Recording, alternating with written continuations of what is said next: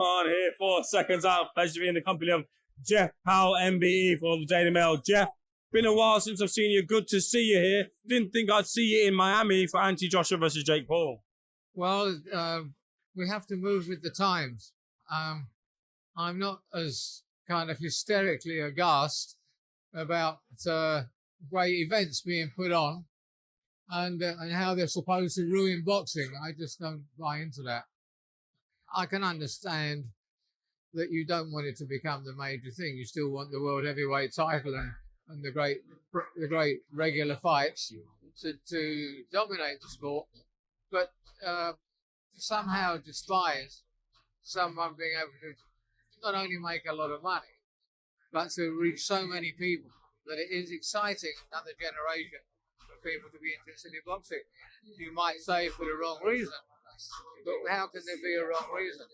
It's like the crowds that go to stadiums to watch Conor Benn and Chris Eubank Jr.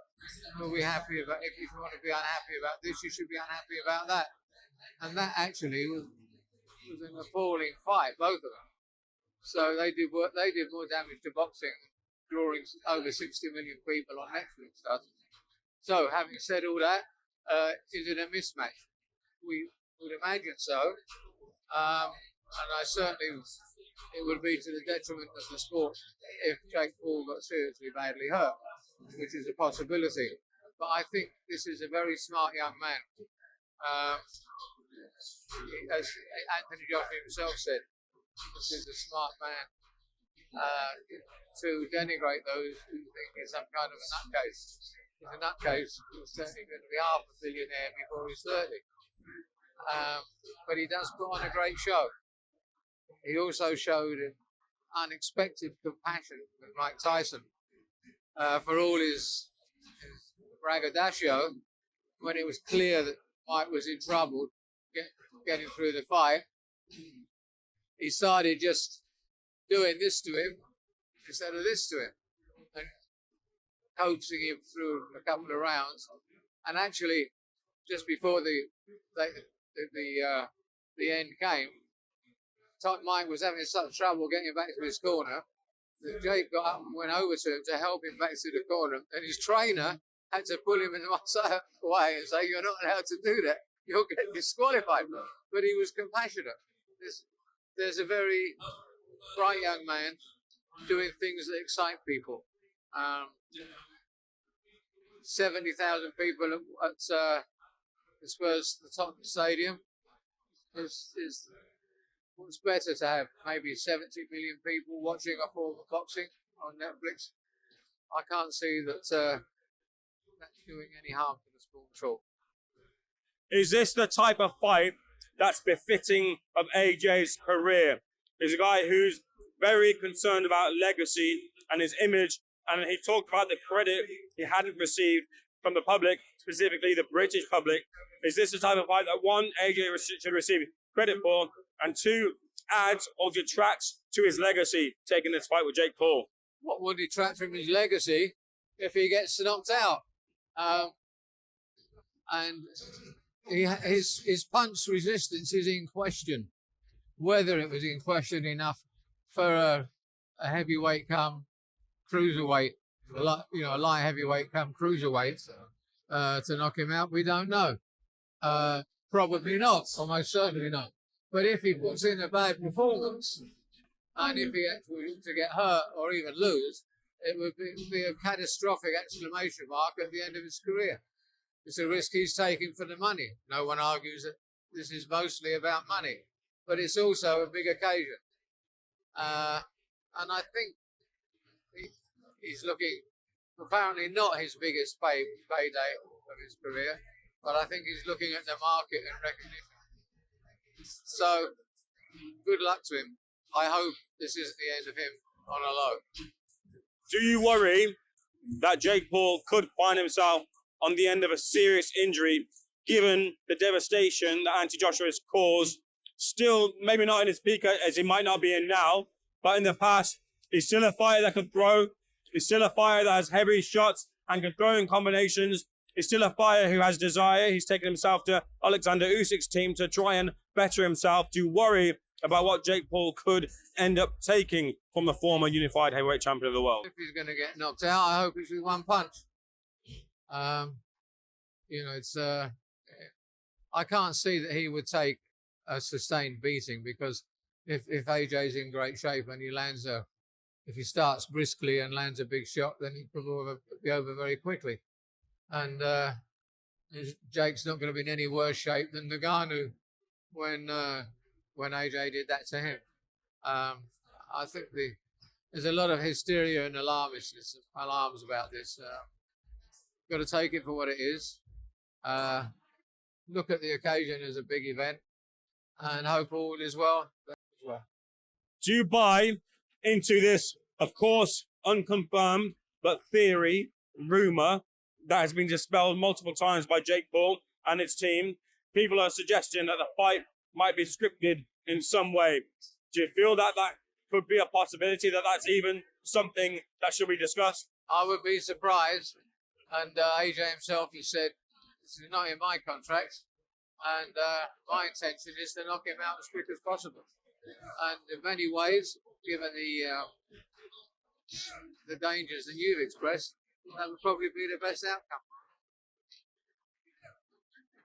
If Jake Paul somehow we wake up the day after and Jake Paul's won in some fashion, what would you say? What credit does he deserve for that? Where can he go on to? Or am I just a fantasist even thinking about that question being a possibility?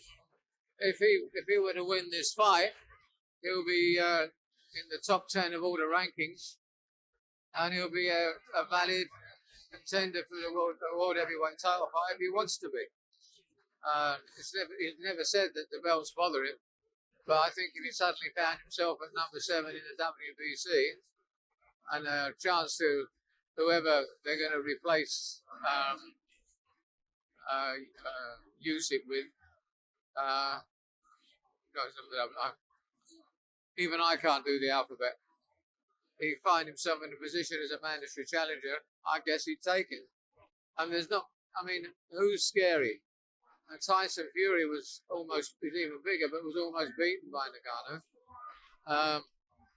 Nobody in their right mind thinks it's a picnic to fight Alexander Usyk. But if there was a vacant title and he'd beaten Anthony Joshua, and he perhaps draw by then 100 million viewers, I guess they'll give him the fight. If, as we expect, that Anthony Joshua comes through this fight with ease, he is touted to finally be in a fight next year, with one in between that, but finally be in the fight with Tyson Fury, slated for mid to the end of next year. Do you believe, one, that we'll get that fight, and two, who do you think is in more of their peak condition form to win that fight? Well, either have fought for more than a year. I'm pretty sure that AJ's kept himself in better all-round shape than Tyson. It's an interesting call. Should we be saying that Anthony Joshua is not tall enough and hasn't got the reach to fight Tyson? Same for Jake Paul, as for Anthony Joshua. And the same as a lot of people said about Mike Tyson before he came to Oscar. Who's in the best shape? Probably Joshua. Can they both be relied upon? Unless they fight you and me in Saudi Arabia for the interim fights, they can't be absolutely relied upon to win serious fights anymore. So where do we go from there? I can't. There's every chance one of them might lose an interim fight if it's somebody half decent. If it's somebody in the top half dozen of the rankings, would you back both of them to win? I think there'd be a jeopardy attached to that. Now, Turkey might say, let's find the right opponents, gentlemen. But if your punch resistance has gone a bit, and it looked like that for both of them in the last fights, are they guaranteed to get through it and then fight each other? Jeff, finally, I haven't spoken to you for a while, and we've since had the rematch between Conor Benn and Chris Eubank Jr., but Chris Eubank Jr. had to make the weight again, and he seemed a shell of himself in that ring. Conor Benn exacted quote-unquote revenge against Chris Eubank Jr. and the rivalry now seems off. Eubank Jr. says he's going to take an extended period outside the ring to recuperate and then come back. What about, one, the rivalry? Is it over? And the potential routes for both Benn and Eubank Jr. Well, I can't believe that Eubank didn't use the strength of his position as the winner of the first fight to remove the rehydration clause. The rehydration clause is a bad news because, as we all know, the brain damage is to most worst brain damage inflicted by dehydration in the brain. And two things astonish me: that he accepted that, and I'm sure he could have stood up and said, you had your way with that in the first fight. I'm dictating now. No anti-rehydration clause. And I was very surprised that the British Boxing Board of Control are allowing anti-rehydration clauses. I think it's a very dangerous precedent to set.